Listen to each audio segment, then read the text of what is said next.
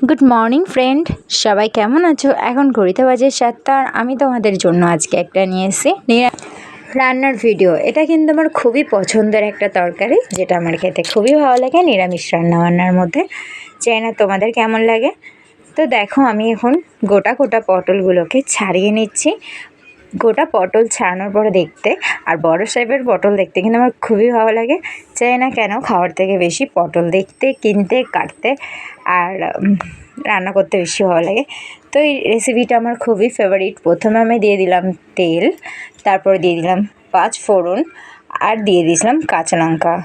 এবার আমি দিয়ে দেব সবগুলো পটল। আমি এখানে অনেকগুলো পরিমাণে পটল নিয়ে নিয়েছিলাম।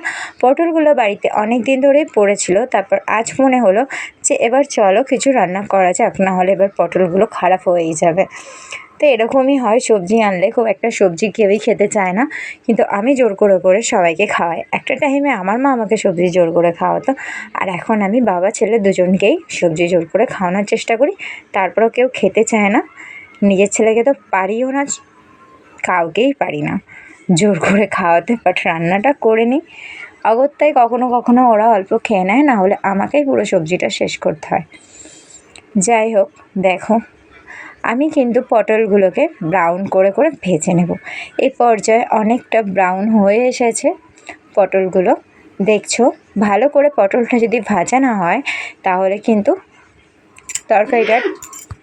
কিন্তু তেল পটলের টেস্টটা খুব একটা ভালো আসবে না। তো আমি এরপর দিয়ে দিলাম সর্ষে বাটা আর পোস্ত বাটা, গোটা কাঁচা লঙ্কা, দিয়ে দিলাম পরিমাণ মতো চিনি। যদি চিনি না দাও নিরামিষ তরকারির আর্ধেকই টেস্ট আসে না। যে কোনো সবজির তরকারিতে যদি একটু মিষ্টি না হয় না, আমার সেই সবজির তরকারিটা ফিকা ফিকা লাগে। হালকা ঝাল, একটু মিষ্টি, একটু নোনতা, সব মিলিয়ে তেল পটলের রেসিপি কেমন